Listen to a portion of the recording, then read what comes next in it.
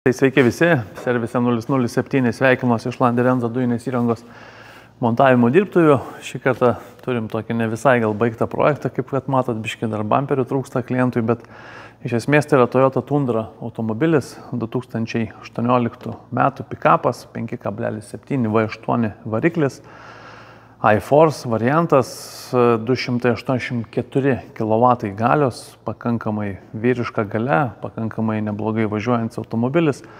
Na ir tam, kad tokį variklį užmaitintume dujomis, be abejonės sumontavom kokybiškiausią, pavadinkim taip, Landerenzo Omegas dujinės įrangos komplektaciją, kokią galim šiai dienai sukomplektuoti ir pasiūlyti savo klientams.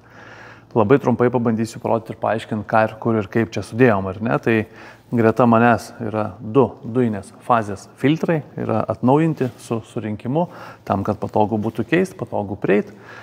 Reduktoriai čia yra netgi du, Landerenzo Li10 Turbo Oversize su Super Magerato versija, pati galingiausia šio reduktoriaus versija, jie yra du.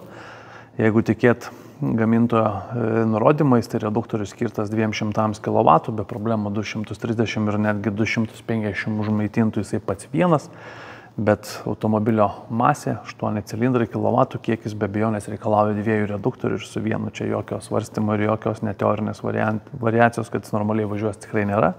Na galbūt, jeigu ten itin ramiai važiuojant arba kompensuojant virš ten 3,5 tūkstančio 50% benzino, sakykime, padavimą, tai galbūt ir galima kentėti, bet tikrai žvelgiant į ateitį, į variklio eksploatavimo laiką, jo resursą, priežiūrą ir taip toliau, tai be abejonės reduktoriai tiesiog privalo būti du.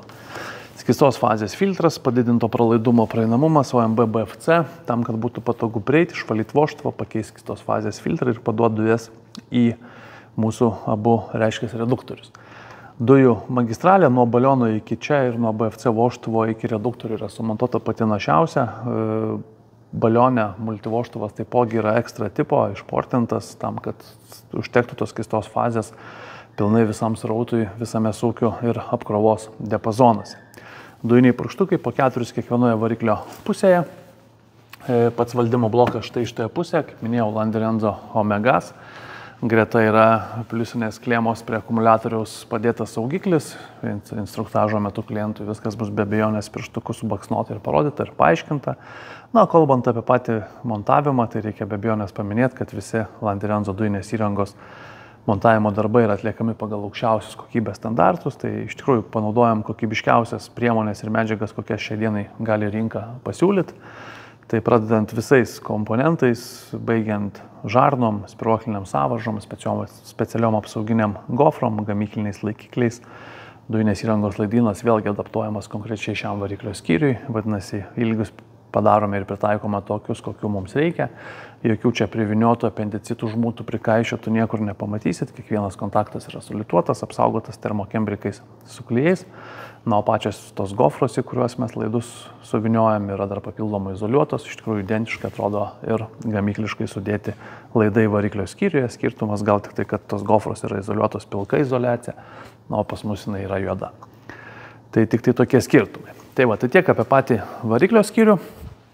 Dujų perjungimo mygtuką sumontuojam centrinėje konsolėje. Sudėtinga bus įlysti ir parodyti. Mašina aukšta didelė, pridėsiu nuotrauką, pamatysit, pasižiūrėsit.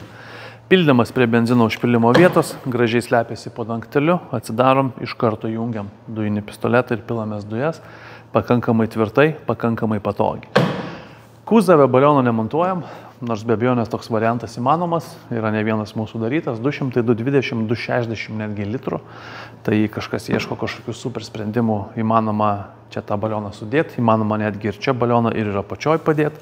Nuo čia mes turim sumontuotą 114 litrų balioną atsarginio rato vietoje, va štai čia papildomai padengtas antikoroziniam dangom, keliais sluoksniais, tam, kad tų problemų nekiltų nei dabar, nei ateityje, estetiškai tvarkingai atrodytų.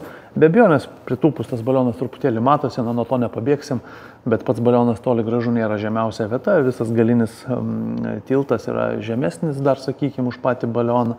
Na ir mašina masyvi, tai natūraliai ir tas balionas toksai, tai čia kažkokį 50 litrų įdėjus, jisai matytųsi, arba jo iš vis nesimatytų, bet kad nelabai kur ir nuvažiuotum su tokiu kiekiu kuro. Tai va, tai tiek apie Toyota Tundra ir Landerenzo Omegas dujinės įrangos montavimo servise 007. Padarėm video dar grįždami iš greitkelio, iš autostrados automobilį testuojant greitkelyje, tai be abejonės pridėsiu, pasiekite, nuoroda bus pridėta, tai galėsite pasmalsauti, o tie, kurie planuojate tokį automobilį, kaip ir minėjau, drąsiai kreipkitės, mes galėsim pasiūlyti kokybišką dujinės įrangos Landi Renzo montavimą. Ačiū.